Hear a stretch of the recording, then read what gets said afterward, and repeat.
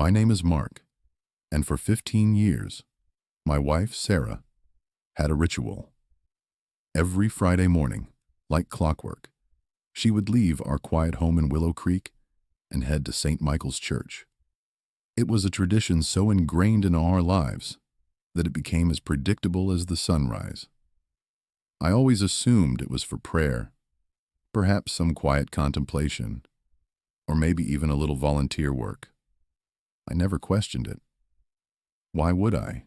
We had a good life, a happy life, in a town where everyone knew everyone, and secrets were few and far between. My Friday mornings were just as routine.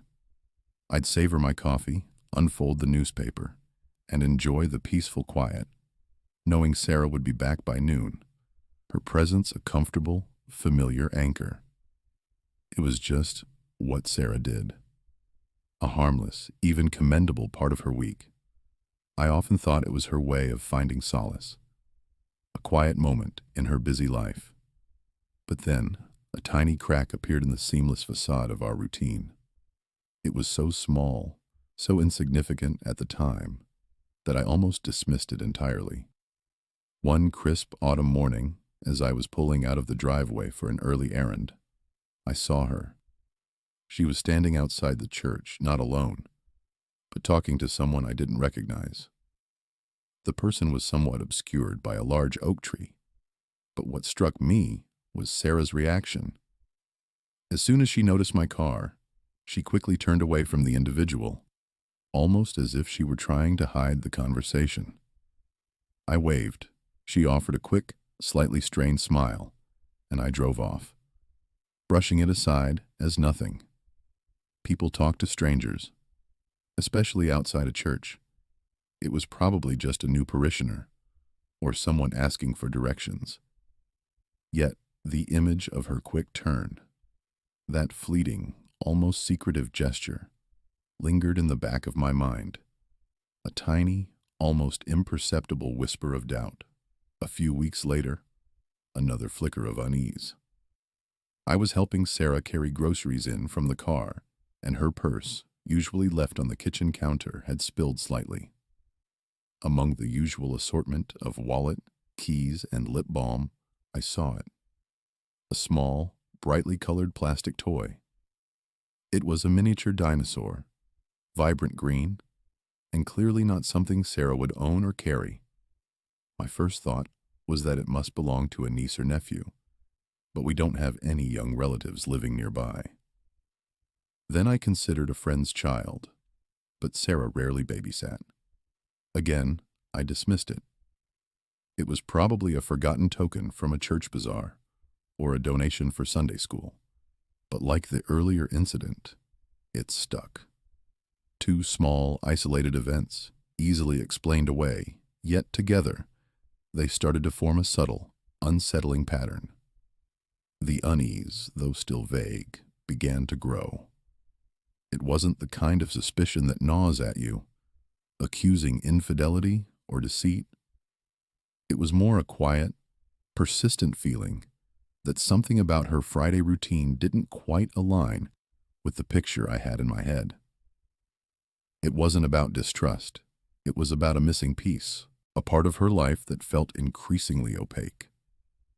The explanations I offered myself started to feel thin, like flimsy excuses against a nascent, unarticulated truth.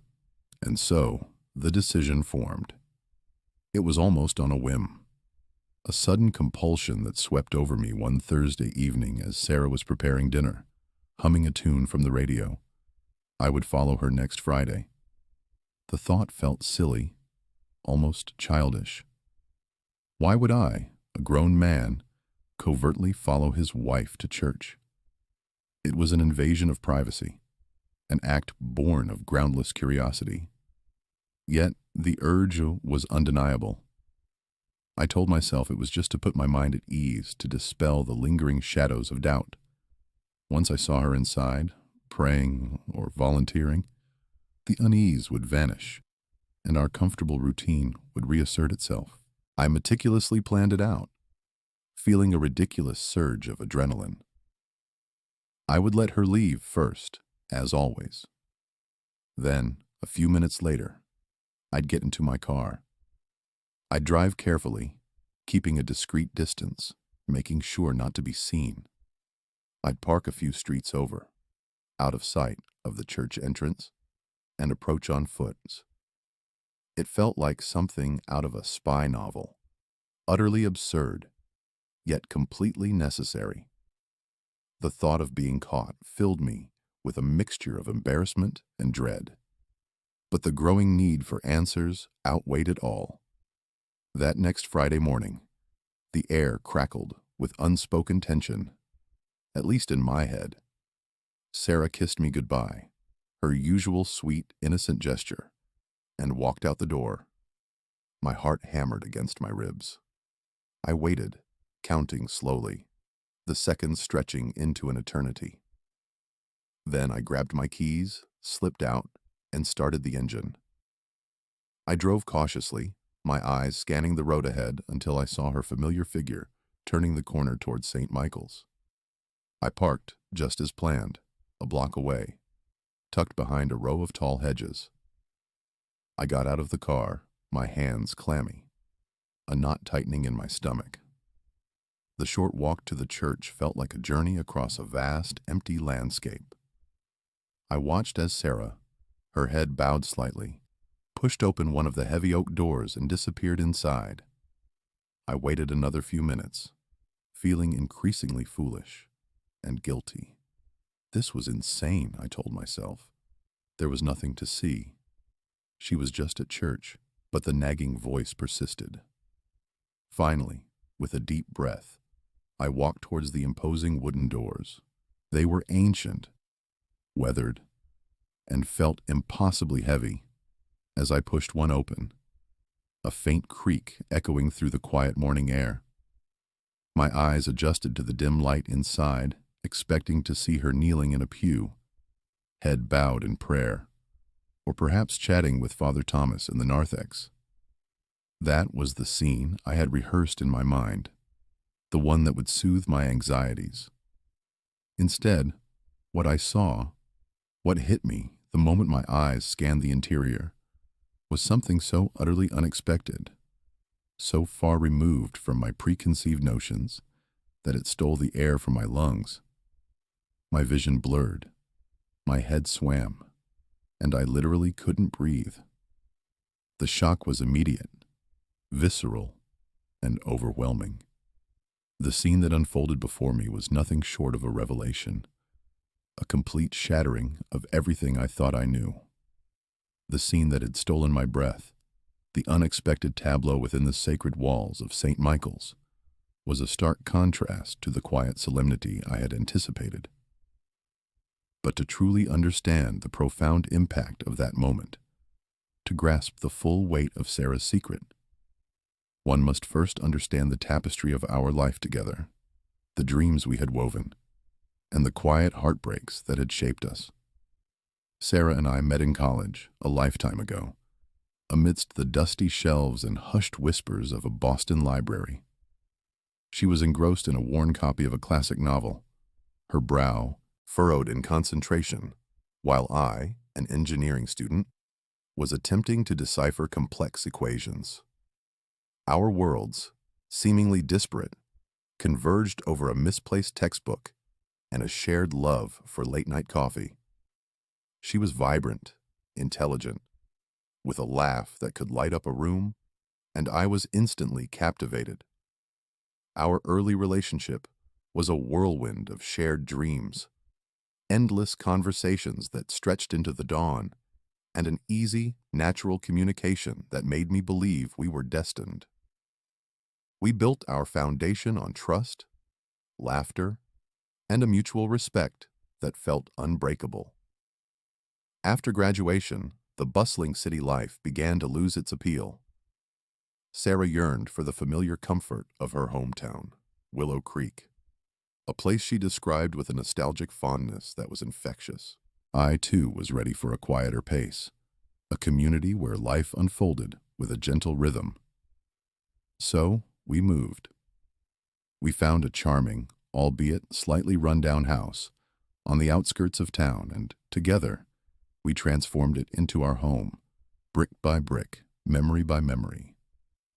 Our wedding, held in the very same St. Michael's Church that would later become the epicenter of her secret, was a day filled with unadulterated joy, promises whispered with unwavering conviction, and the hopeful anticipation of a future rich with shared experiences.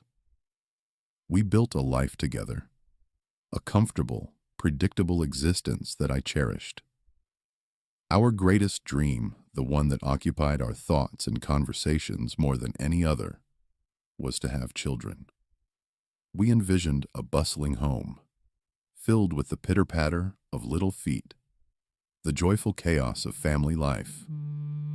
We tried, with an earnestness that bordered on desperation, for years.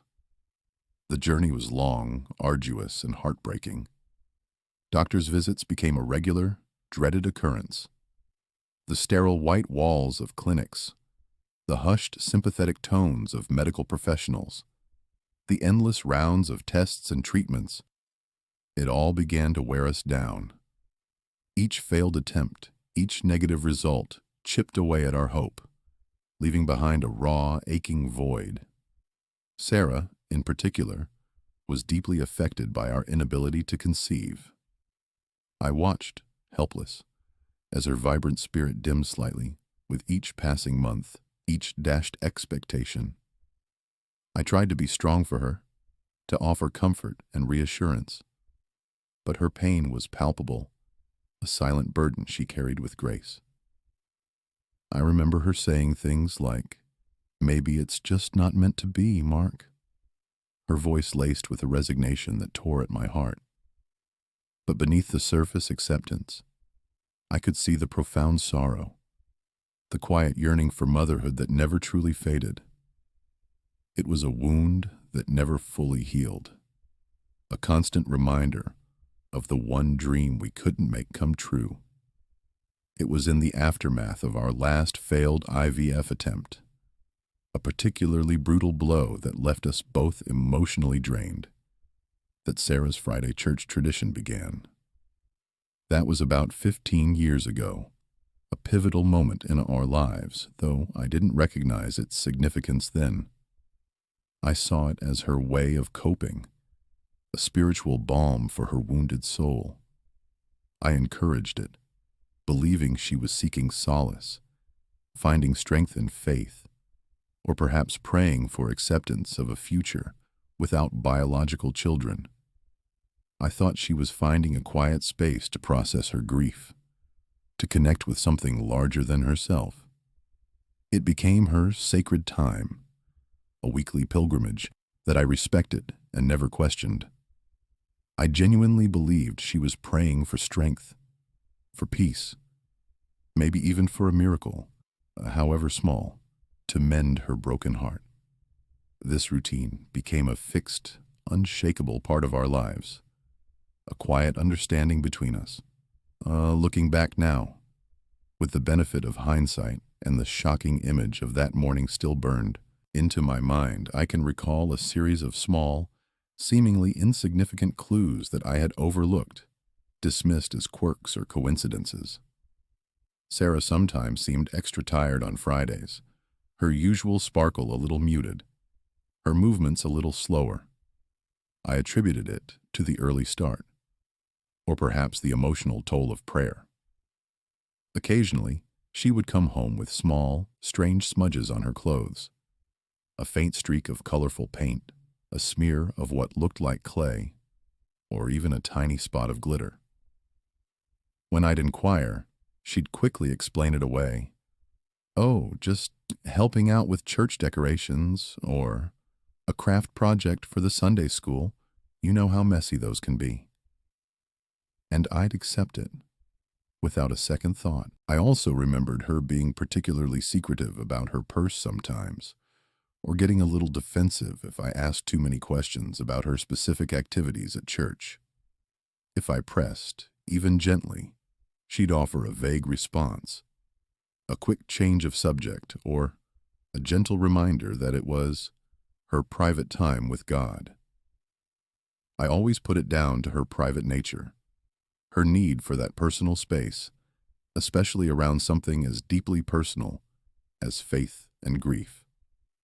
I saw these as mere eccentricities, part of who she was, rather than pieces of a larger hidden puzzle.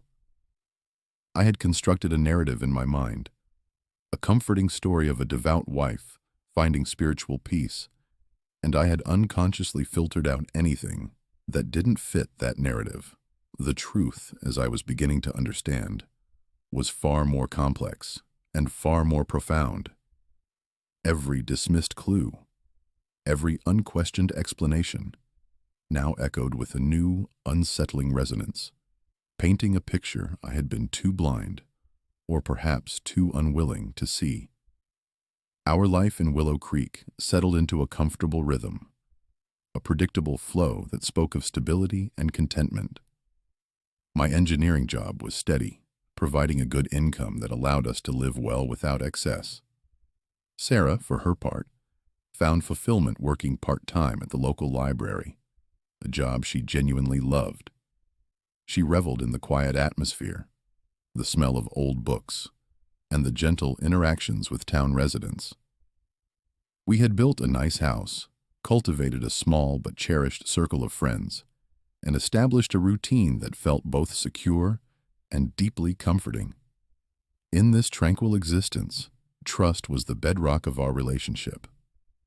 I had absolutely no reason to doubt Sarah. Our marriage was founded on honesty, mutual respect, and an open communication that, I believed, extended to every corner of our lives. As the years passed, Sarah's commitment to the church seemed to deepen, evolving beyond what I perceived as personal solace.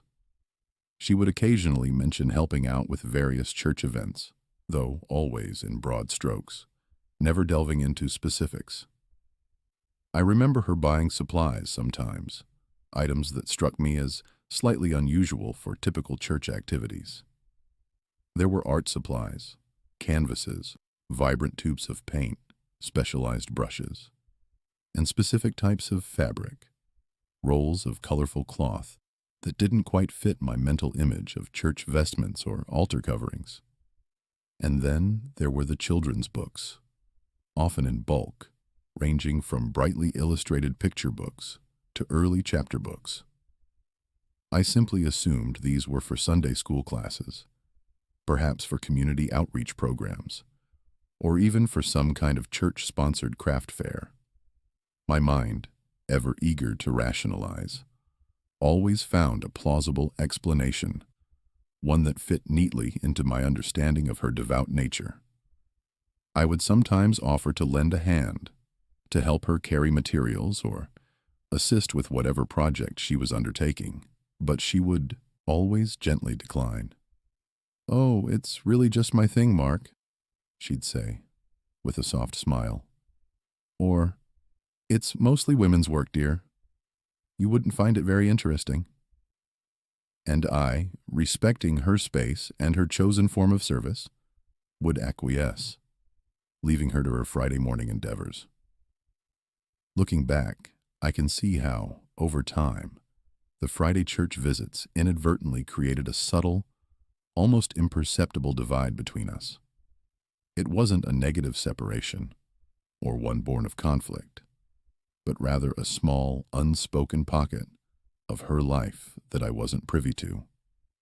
There were moments, fleeting instances, when I felt a pang of being left out, a quiet curiosity about what exactly occupied her for those several hours each week, but I quickly suppressed such feelings, reminding myself that it was healthy for us to maintain separate interests, to have individual pursuits that enriched our lives independently, only to be brought back to the shared tapestry of our evenings and weekends.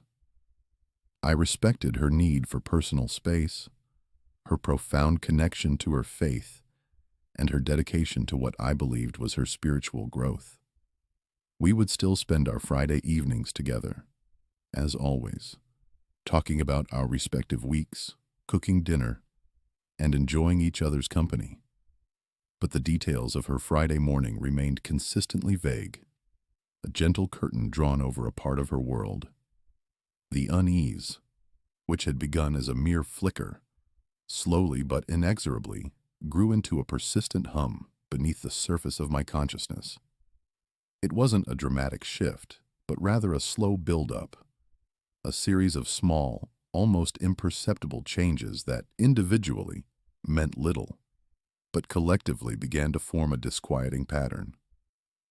I started noticing that Sarah seemed a little distant sometimes, particularly after her Friday visits. Not sad, exactly, but thoughtful, almost preoccupied, as if her mind was still wrestling with something she had encountered or experienced. Her gaze would sometimes drift, her responses would be slightly delayed, and a subtle weariness would settle upon her features that went beyond mere physical exertion. Then there was the new bag. It wasn't her usual elegant leather purse, nor a simple tote. This was a more durable kind of bag, made of sturdy canvas with multiple pockets and a reinforced bottom. It was practical, utilitarian, and she used it exclusively on Fridays. It always seemed heavier than it should be for just a prayer book and a hymnal. I'd sometimes watch her pack it, and it always contained more than just religious texts.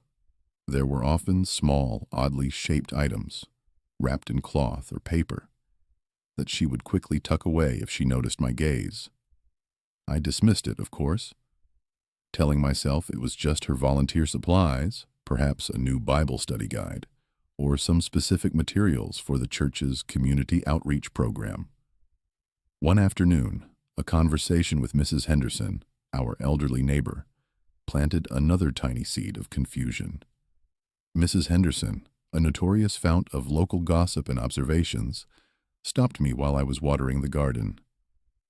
"Oh, Mark," she chirped, her eyes twinkling. "Your Sarah is such a saint, so dedicated to all those children at the church. It's truly heartwarming." I remember feeling a tiny prick of confusion, a momentary disorientation. Children at the church? I knew she occasionally helped with Sunday school, but Mrs. Henderson made it sound like a full-time commitment, a central part of Sarah's Friday routine. I didn't know Sarah worked extensively with children there.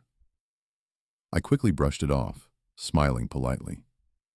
"Yes, she loves helping out," I replied, attributing Mrs. Henderson's enthusiasm to her usual, hyperbolic nature.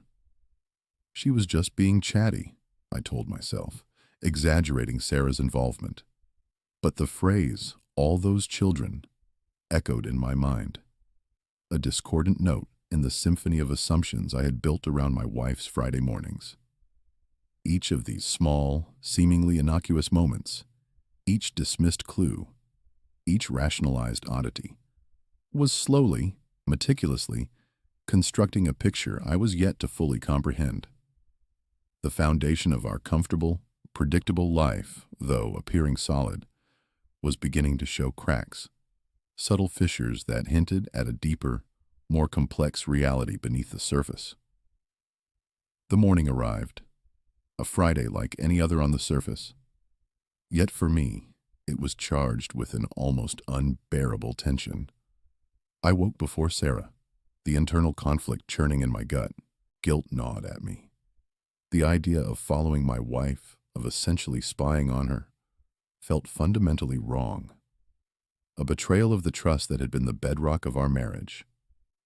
Yet the compulsion was stronger, a relentless current pulling me towards an unknown truth.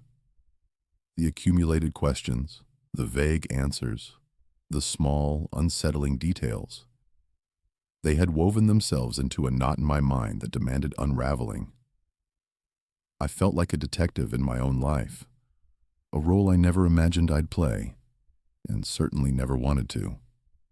I went through the motions of our usual morning routine, pouring coffee, pretending to read the newspaper, offering Sarah a kiss goodbye as she gathered her sturdy canvas bag. My heart hammered against my ribs, a frantic drumbeat of nerves and anticipation. I waited until I heard her car pull out of the driveway, the sound fading into the quiet morning. Then, with a deep, shaky breath, I grabbed my keys, slipped out the back door, and got into my own car, parking a few streets away, out of sight of our house. The drive was careful, deliberate, each turn taken with an exaggerated caution, as if the very act of following her might shatter the fragile peace of our town. I kept a safe distance, my eyes scanning the road ahead, ensuring I remained unseen. The closer I got to St. Michael's, the more pronounced my anxiety became. My palms were slick with sweat, my jaw clenched so tight it ached. This felt like crossing a line, an irreversible step into a territory I instinctively knew would change everything. I parked my car several blocks from the church, tucking it behind a row of older, taller homes, hoping it would blend in. From there, I began my nervous walk towards the familiar stone edifice.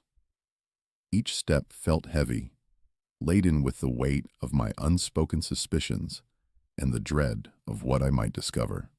The oak doors of St. Michael's loomed before me, immense and foreboding. I hesitated, my hand hovering over the cold, ornate handle. A part of me, the part that clung to blissful ignorance, wanted to turn back, to abandon this foolish quest, and return to the comforting illusion of our life. But the other part, the insistent, demanding part, pushed me forward. I took another deep breath, a desperate attempt to steady my racing pulse, and pushed open the heavy doors. The church was quiet, as I'd expected, but it wasn't empty. My initial scan of the main sanctuary yielded nothing. No Sarah kneeling in a pew, no quiet conversation with Father Thomas. A wave of confusion washed over me, quickly followed by a fresh surge of apprehension. Where was she? I stepped further inside, my footsteps muffled by the thick carpet, and that's when I saw her. She wasn't in the main sanctuary, performing some solemn act of devotion. She was in a side room, a large activity room I vaguely remembered from church bazaars and community potlucks. But now it was transformed. The room was brightly decorated, adorned with colorful paper chains and children's drawings taped to the walls. It was full of toys, scattered across a large rug, and art supplies, neatly organized on low tables. And there was Sarah. My Sarah, but not quite as I knew her. She was surrounded by children, not one or two, but perhaps 8 or 10 of them, all young, ranging in age from what looked like toddlers to early elementary schoolers. And these were not the neatly dressed, well-fed children of Willow Creek's affluent families. Their clothes were practical, worn, some a little too big or too small. Their faces, though bright with laughter, hinted at lives lived with more hardship than comfort. They were diverse, a beautiful mosaic of different ethnicities, a stark contrast to the predominantly homogeneous population of our small town. Sarah was in the thick of it, her face alight with an expression I hadn't seen in years. She was kneeling on the floor, helping one child mix paints on a small easel, her head bent in concentration, offering gentle guidance. Across the room, she was reading animatedly from a picture book to a small group huddled around her, her voice soft and melodious. She had a huge, genuine smile on her face, a radiant, unburdened joy that was utterly captivating and at the same time profoundly unsettling. It was the smile of a woman completely in her element, wholly fulfilled. Then a specific detail, a tiny, seemingly innocuous moment, struck me with the force of a physical blow. A little girl, no older than 5, with bright, curious eyes and a charming gap where her front tooth should have been, toddled over to Sarah. She wrapped her small arms around Sarah's neck, burying her face in her shoulder. "Mommy Sarah," the child mumbled, her voice thick with affection. "Look what I drew. Mommy Sarah." The words reverberated through me, echoing in the sudden silence of my mind. My breath hitched, my vision blurred, my mind raced, trying to process the impossible. These weren't church members' kids. They looked like they came from difficult backgrounds, from places far beyond the carefully manicured lawns of Willow Creek. And they called her Mommy Sarah. The realization hit me with the force of a tidal wave, sweeping away all my previous assumptions, all my carefully constructed comfort. Sarah wasn't just volunteering. She wasn't simply praying. She was running a full-fledged secret operation. This was her life, her passion, a hidden world she had built, brick by emotional brick, right under my nose, for 15 years. A maelstrom of intense emotions erupted within me. Confusion battled with a profound sense of betrayal. Not romantic betrayal, but a deeper, more insidious kind. A betrayal of our shared life, of the intimacy I thought we possessed. How could she have kept something so monumental from me? Why this elaborate secrecy? And intertwined with these feelings was a strange, overwhelming awe. Awe at the sheer scale of her dedication, the depth of her commitment, the boundless love she was pouring into these children. My chest tightened, a vice-like grip squeezing the air from my lungs. I felt lightheaded, dizzy. The room spun slightly. I literally couldn't breathe. The reality of what I was seeing was so utterly, spectacularly far from anything I had ever imagined, anything I had ever allowed myself to suspect. It was a complete paradigm shift, a shattering of my world. I wanted to cry out, to demand answers, to confront her, but the words were lodged in my throat, choked by the sheer weight of the moment. Instinct took over. I couldn't be discovered. Not like this. Not now.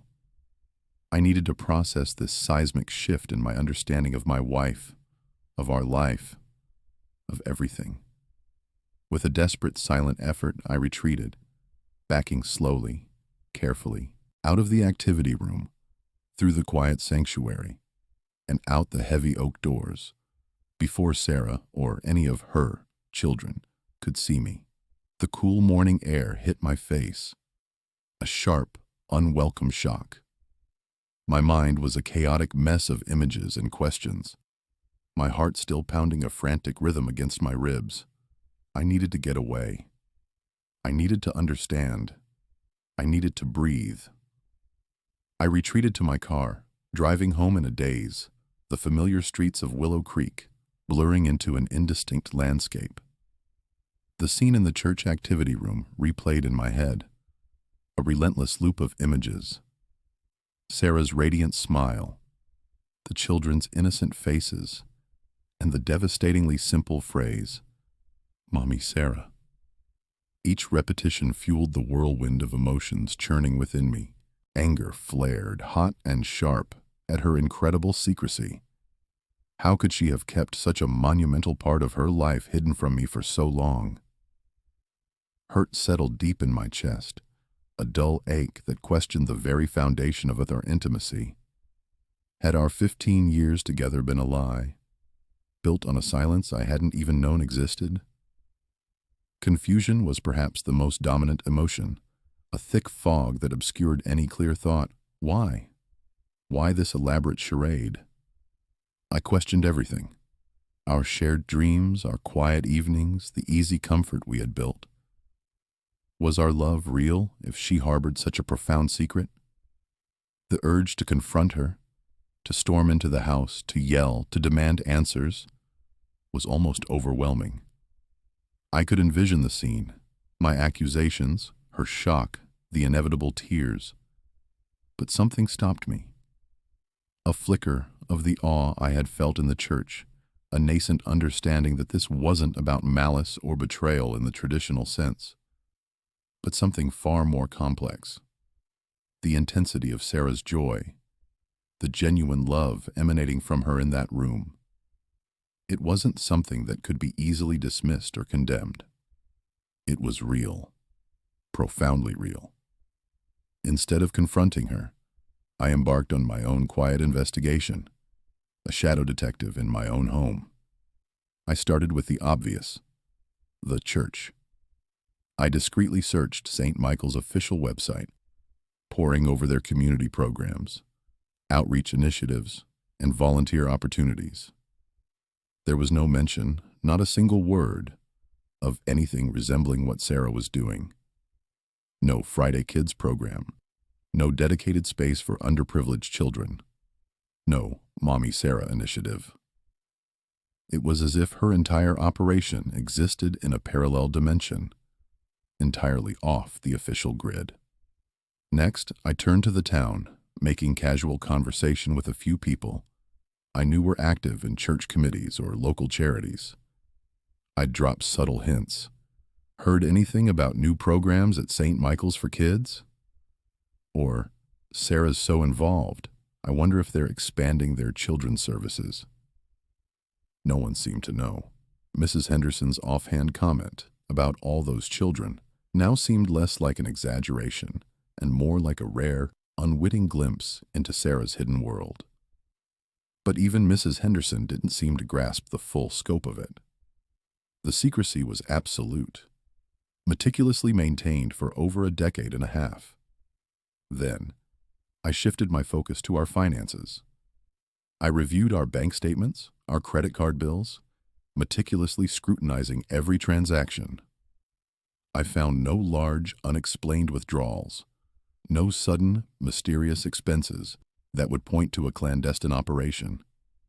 But I did notice something else, a pattern of small, consistent purchases.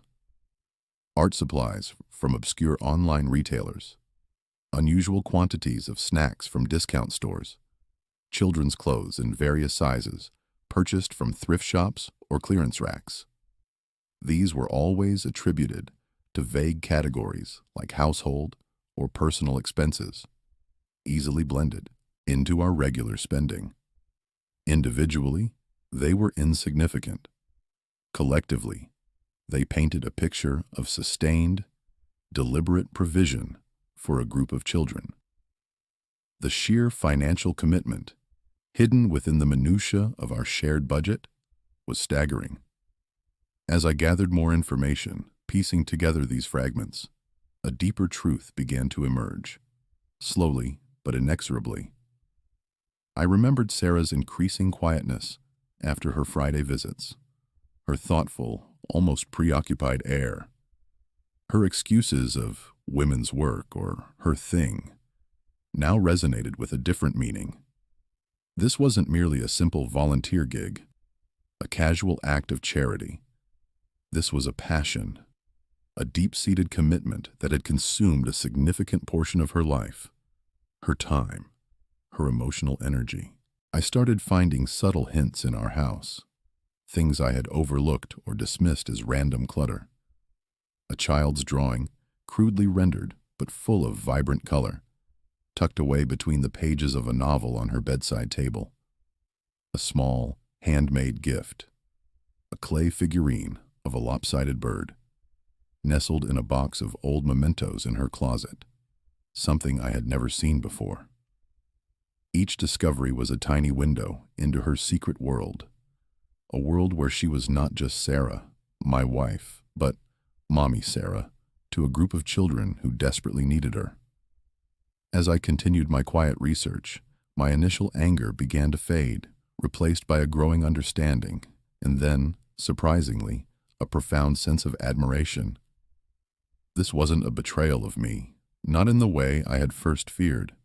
This was Sarah's profound response to our inability to have children. This was her way of being a mother, of channeling that immense, unfulfilled maternal love into a tangible, impactful force. She hadn't been able to bear children, but she had found a way to nurture them, to protect them, to provide for them. I realized the immense effort and the terrifying secrecy involved in maintaining this for 15 years. The logistical challenges, the financial strain, the constant fear of being discovered, of having her fragile, precious world shattered. It must have been an incredible burden, a secret she carried alone, day after day, week after week. And with that understanding came a profound sense of sadness. Sadness for Sarah, for the silent burden she had carried, for the emotional toll it must have taken. And sadness for myself, for my own blindness, for not seeing it sooner, for not being attuned enough to the unspoken depths of her pain and her immense capacity for love. My comfortable, predictable life had been a comfortable cage for her, and she had built her own escape, her own sanctuary for herself and for these children. The weight of her secret and my ignorance pressed down on me, transforming my initial shock into a quiet, aching empathy. The weight of her secret and my ignorance pressed down on me, transforming my initial shock into a quiet, aching empathy. I knew then that I couldn't let her continue alone. This wasn't something to be confronted with anger or accusations. This was something that demanded understanding, support, and perhaps a shared path forward. The next Friday, as I watched Sarah prepare for her church visit, my heart was a complex mix of anticipation and a renewed sense of purpose. I didn't follow her this time. Instead, I waited. When Sarah returned, just before noon, she carried the usual canvas bag, but her eyes held a weariness I now understood. She busied herself in the kitchen, putting away her thermos and a few empty snack containers. I approached her calmly, my voice steady despite the tremor in my hands. "Sarah," I began, "we need to talk about Fridays." She froze, her back to me, clutching a dish towel so tightly her knuckles whitened. Then, slowly she turned. Her face was pale, her eyes wide with a mixture of fear and dawning comprehension.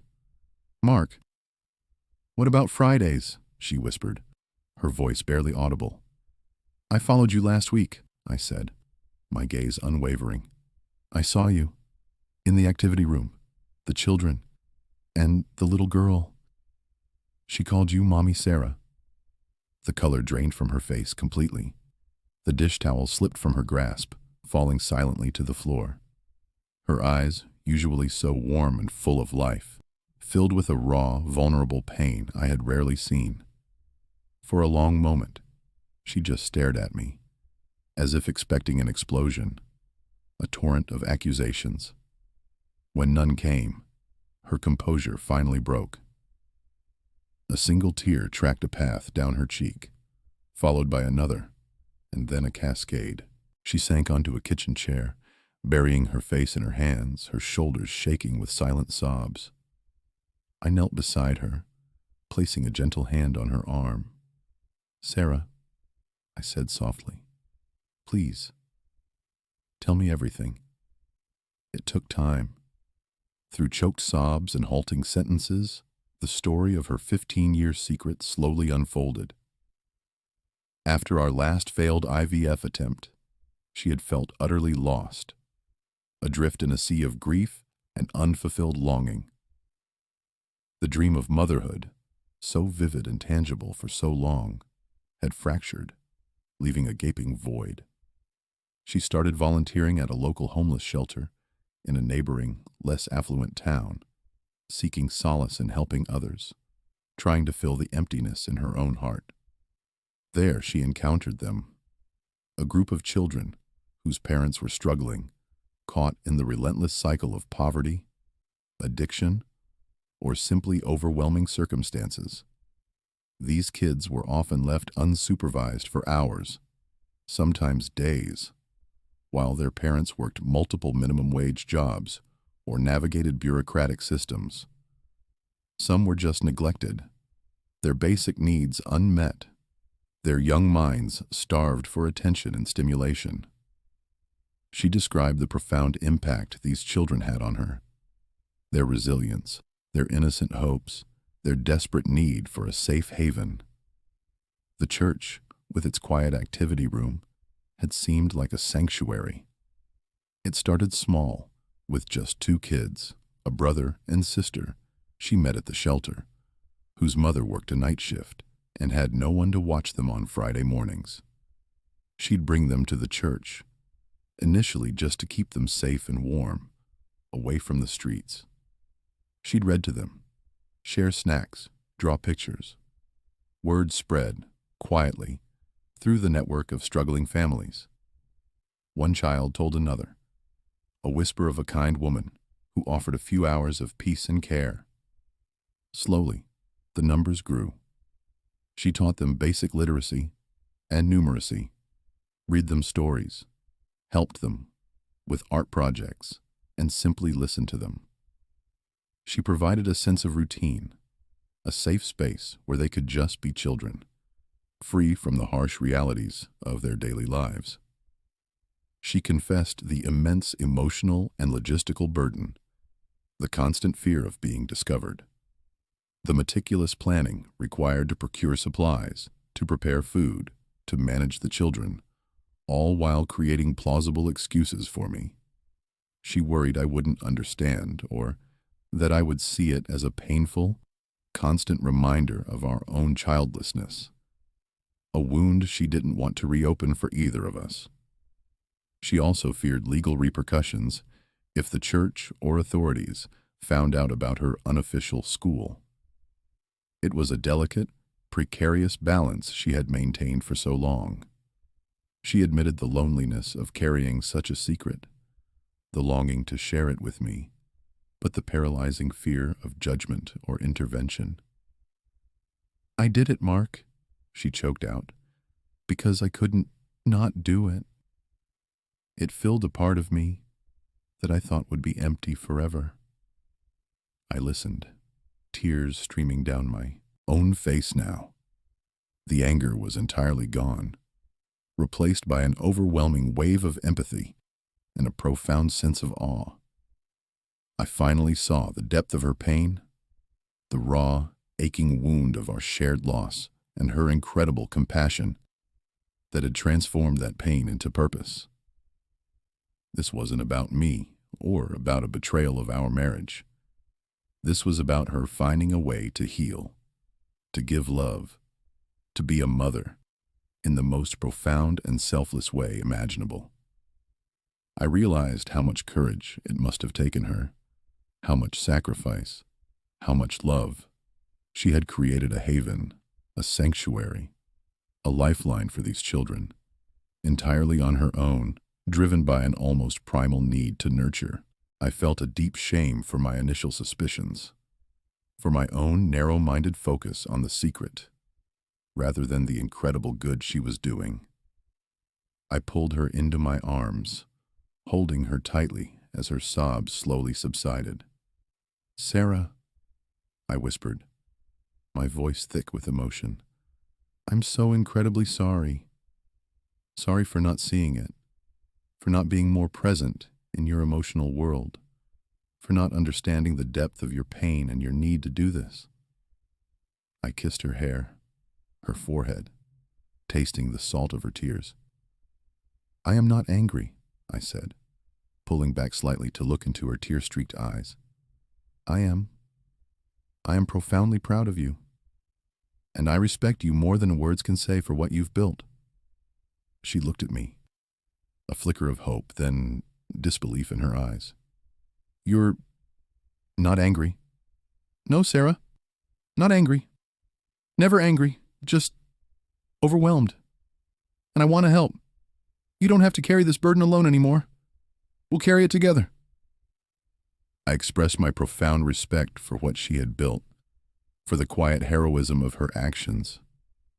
This wasn't just a program.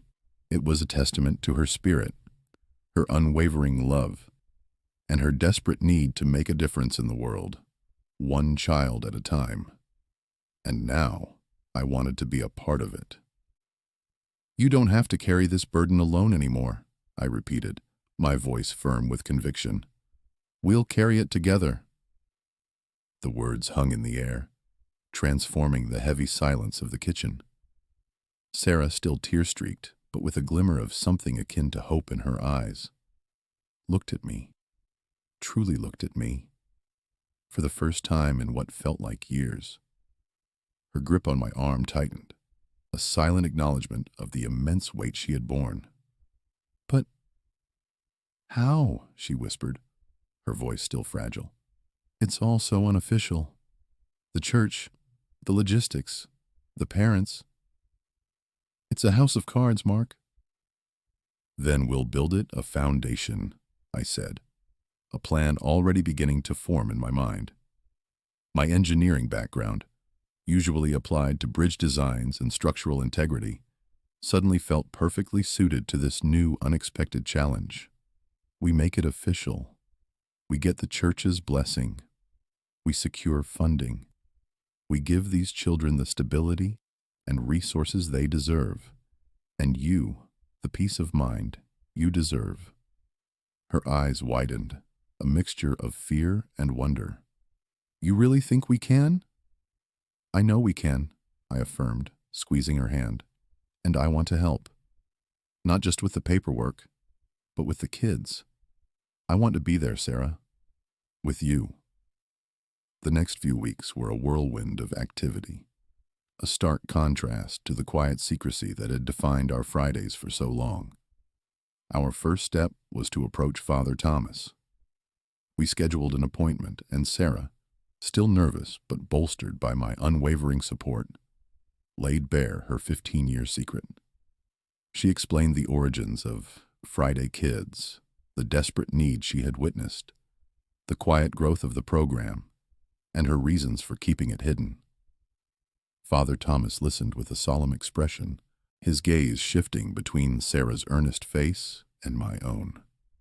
He was initially surprised, perhaps even a little shocked, to learn of such an extensive, unauthorized operation unfolding within the very walls of his church.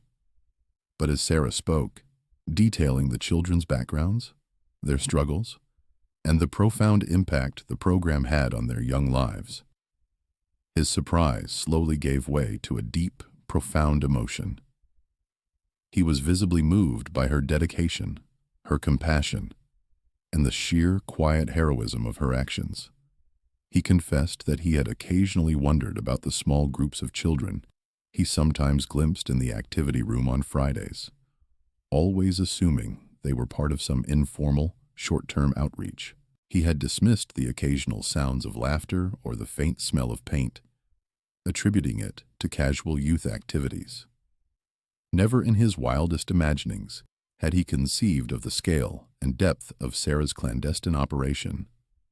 He apologized for his own lack of attention, for not noticing the silent, vital work being done right under his nose.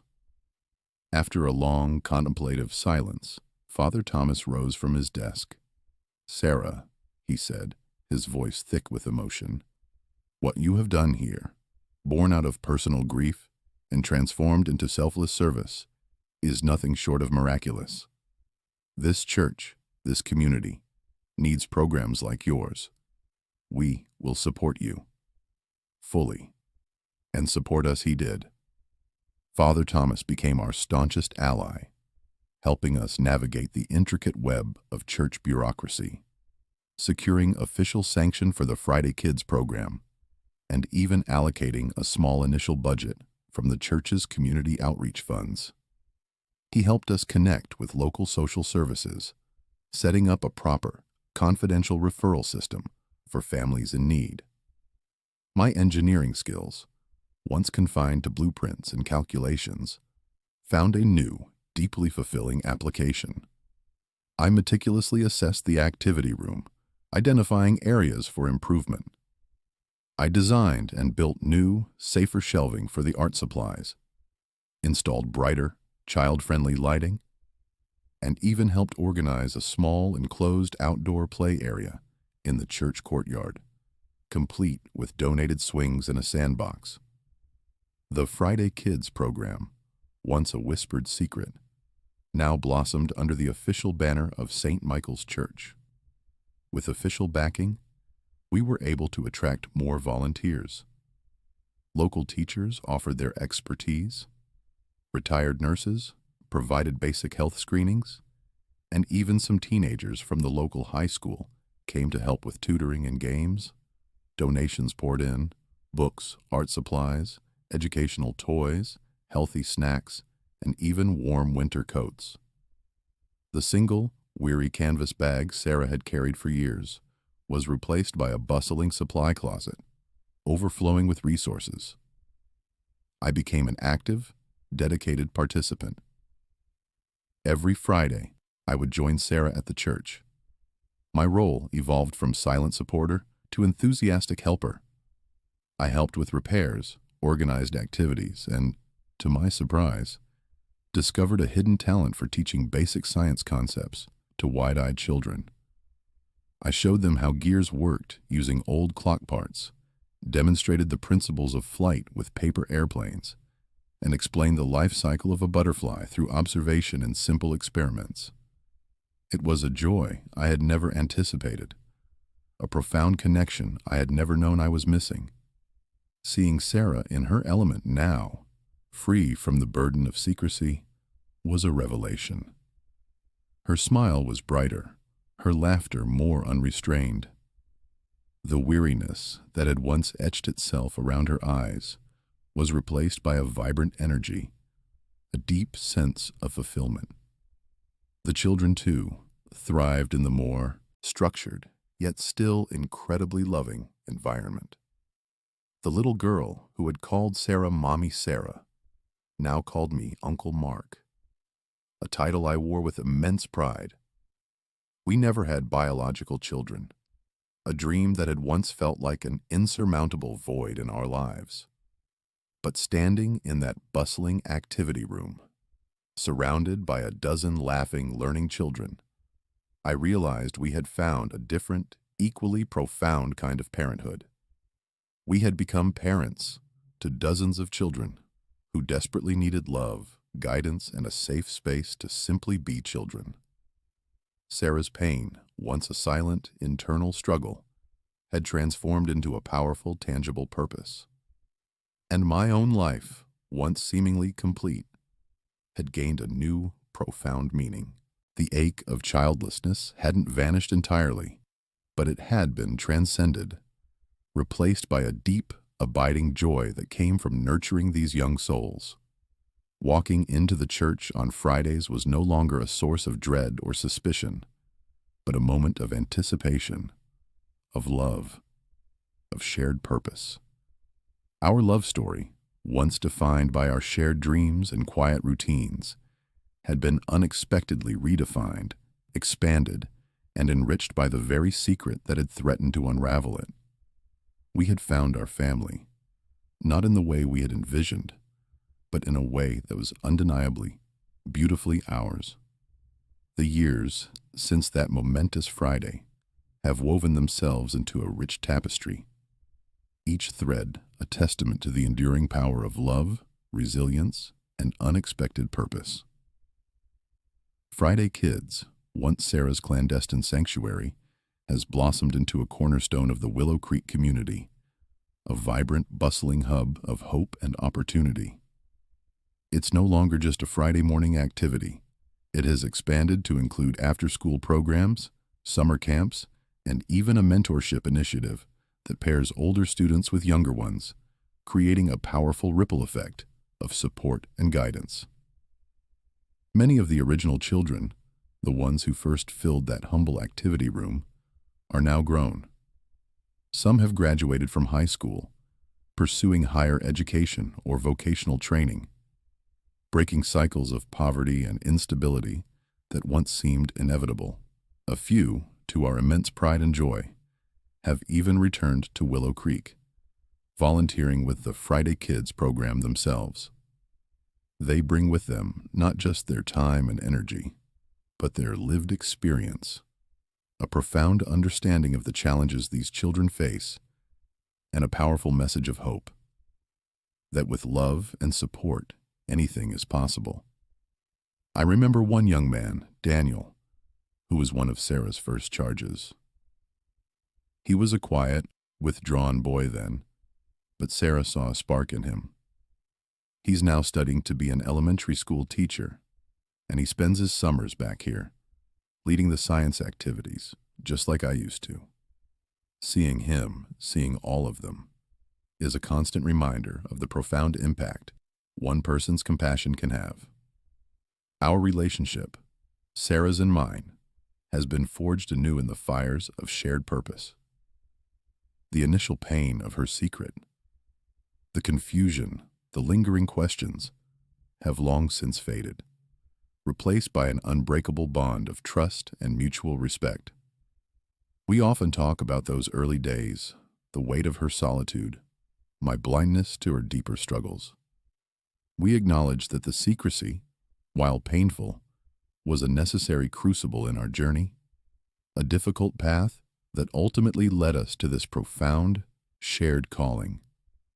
It taught me invaluable lessons about listening, about looking beyond the surface, and about the quiet battles people fight within themselves. It taught Sarah that she didn't have to carry the world's burdens alone, that true partnership means sharing not just joys, but also the deepest pains and the most ambitious dreams. Our marriage is stronger now, more honest, more fulfilling than I ever thought possible. We communicate with a depth that eluded us before, our understanding of each other enriched by the shared experience of building something so meaningful from the ground up. Every Friday, as we walk into the church hand in hand, there's a palpable sense of anticipation, a warmth that radiates from the bustling activity room. It's no longer a secret burden carried by one, but a joyous shared calling that fills our lives with unparalleled meaning. The laughter of children, the vibrant colors of their artwork, the focused murmur of learning. These are the sounds and sights that define our Fridays now, and they are infinitely more precious than any quiet morning coffee and newspaper I once cherished. This journey has fundamentally reshaped my perspective on life itself. I've learned that sometimes the greatest blessings don't arrive neatly packaged as we expect them to. They can emerge from unexpected places, hidden behind secrets, veiled by personal pain, or disguised as challenges that force us to reevaluate our assumptions. My own narrow definition of happiness, once tied to conventional milestones, has expanded exponentially. I've discovered that true fulfillment lies not just in what you accumulate, but in what you give, in the lives you touch, in the love you pour into the world. I often think about the people around us, the ones we interact with daily, the loved ones we think we know inside and out. How many of them, like Sarah once did, carry unspoken struggles, nurture hidden passions, or are engaged in quiet acts of heroism that go unnoticed? My experience has instilled in me a deeper sense of empathy, a greater inclination to look closer, to listen more intently, and to offer support without judgment. It's a reminder that everyone has a story, and often the most profound chapters are the ones we never see. Just last Friday, I found myself in the heart of the activity room, orchestrating a chaotic but joyous game of musical chairs. Sarah, her face alight with pure joy, was helping a little girl paint a vibrant abstract masterpiece. The room was a symphony of youthful energy, a kaleidoscope of colors and sounds.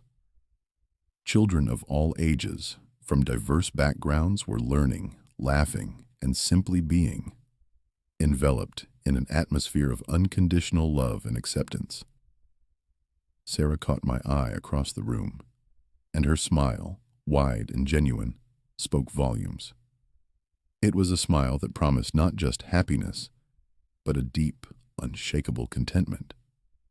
I looked around at the bustling scene, at Sarah, at the children, and a profound sense of peace washed over me.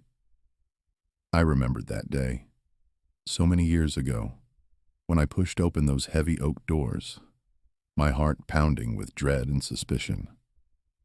I had walked into that church expecting to uncover a betrayal, to confront a secret that I feared would dismantle my world. Instead, I found something entirely different, something infinitely more precious. And in that difference, in the unexpected journey from suspicion to understanding, from personal grief to shared purpose, I found everything. Everything I never knew I was looking for. Everything that truly matters.